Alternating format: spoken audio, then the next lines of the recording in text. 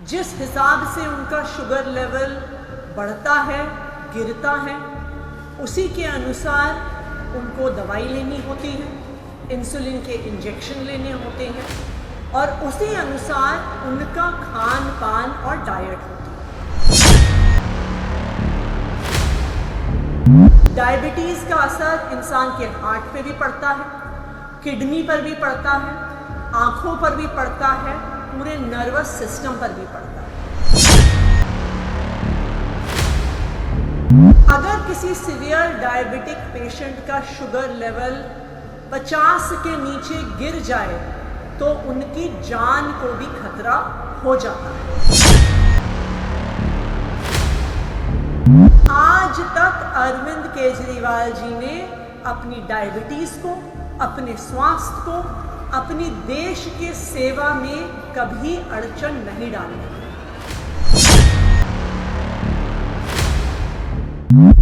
दिल्ली के मुख्यमंत्री अरविंद केजरीवाल एक सीवियर डायबिटीज के पेशेंट हैं। डायबिटीज के एक सीवियर पेशेंट होने के नाते दिन में कई बार उनका शुगर लेवल मॉनिटर होता है।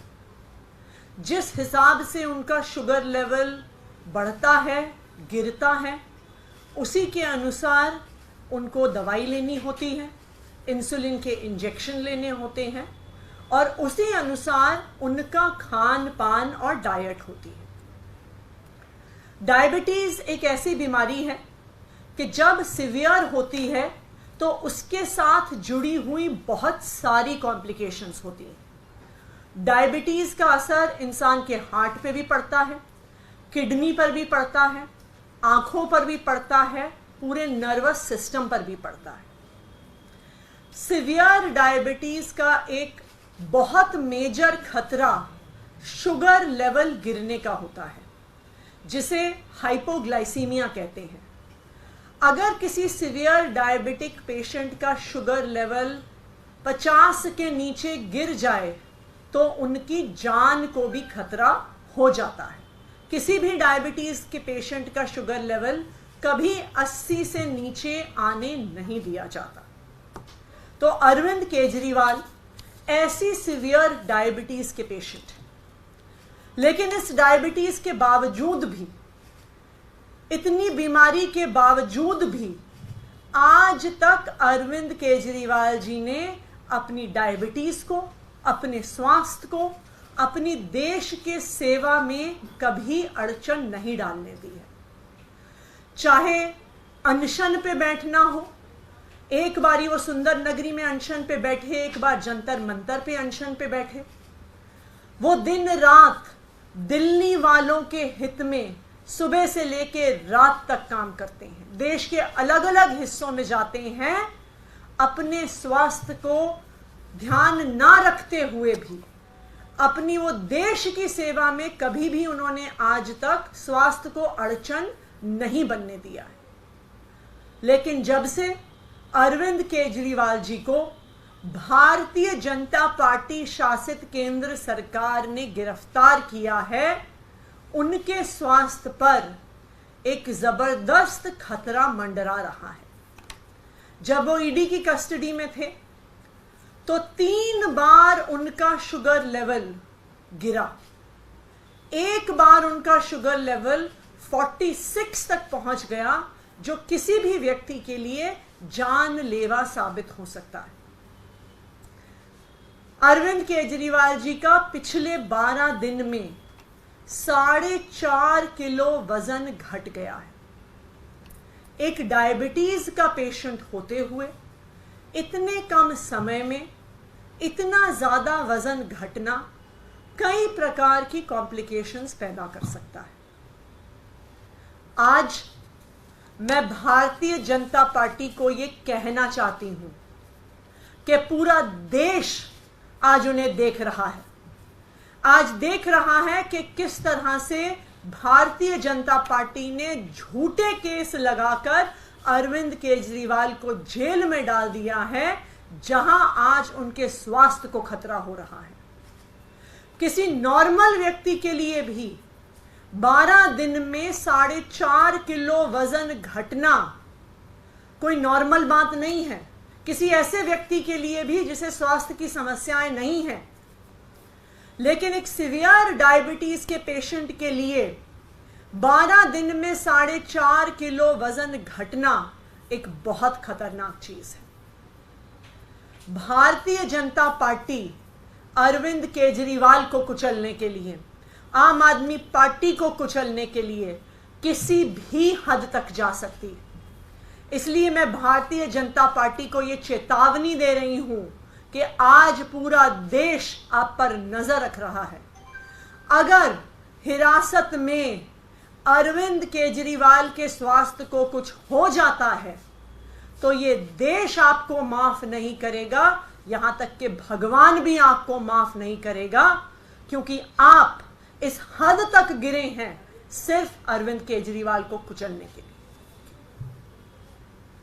Adishi, will your legal team move the courts for Arvind Kejriwal's personal doctors to be attending to him? देखिए, हम उनकी हेल्थ कंडीशन को बहुत क्लोजली मॉनिटर कर रहे हैं, क्योंकि उनकी चाहे जो शुगर लेवल में फ्लक्चुएशन हुआ है, चाहे 4.5 किलो वजन का घटना हो मात्र 12 दिन में, ये एक बहुत गंभीर बात है, ये एक बहुत सीरियस बात है।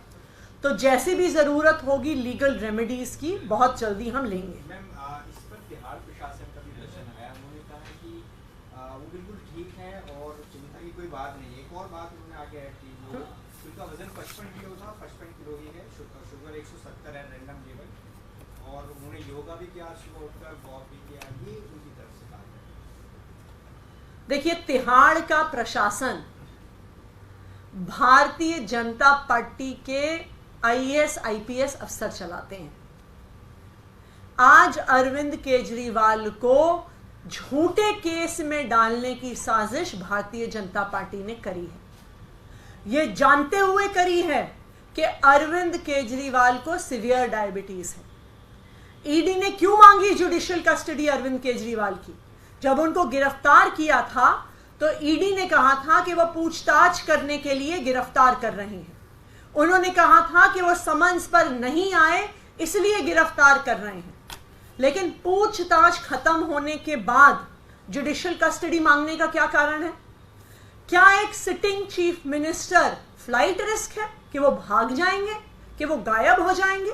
बिल्कुल भी नहीं है। लेकिन ये अरविंद केजरीवाल को कुचलने का एक तरीका है। मुझे कोई भी प्रशासन ये बता दे, कोई भी डॉक्टर ये बता दे कि 12 दिन में 4.5 किलो वजन कम होना कोई नॉर्मल चीज है। किसी व्यक्ति जिसको कोई बीमारी नहीं है उसके लिए भी नॉर्मल चीज नहीं है। लेकिन जिसको अक्यूट डायबिटीज है, सीवियर डायबिटीज है, उस व्यक्ति के लिए इसके बहुत सीरियस कॉम्प्लिकेशंस हो सकते हैं। मैम, आप क्या कोर्ट का रुख करेंगे इस मामले को लेकर? लीगल कोई हम बिल्कुल आज अपने वकीलों से बात करेंगे। आज हाई कोर्ट में वैसे भी अरविंद केजरीवाल जी की गिरफ्तारी को चैलेंज करने की हमारी पिटीशन लगी हुई है। इस पिटीशन का क्या ऑर्डर आता है उसके बाद हम एक बार ये अपने सारे वकीलों से बातचीत करके अगले स्टेप्स लेंगे। कल आपने कहा था उस पे बीजेपी ने लीगल नोटिस भेज दिया आपको और मानहानि का दावा कर रहे हो, कह रहे हैं कि अगर नहीं जवाब माफी मांगेंगे तो मानहानि का वो भी दायर करेंगे। क्यों? हम तो कह ही रहे थे कि उनका तो मकसद ही यही है, किसी ना किसी केस से, किसी ना किसी झूठे आरोप से आम आदमी पार्टी के एक एक नेता को जेल में भेजना। उन्होंने तो खुद ही हमारे आरोप का जवाब दे दिया है कि उनका मकसद ही यही है कि आम आदमी पार्टी के नेताओं को किसी झूठे केस में फंसाकर जेल भेज देना। भारतीय जनता पार्टी अपनी अलग अलग एजेंसियों के माध्यम से छुपकर, चाहे ईडी हो, चाहे सीबीआई हो, चाहे इनकम टैक्स नोटिस हो, चाहे अब डेफेमेशन के केस हो, इनके पीछे छुपकर आम आदमी पार्टी पे हमला कर रही है, राजनीतिक हमला कर रही है। अगर उन्हें हमारा सामना करना है तो चुनाव के मैदान में आके करें।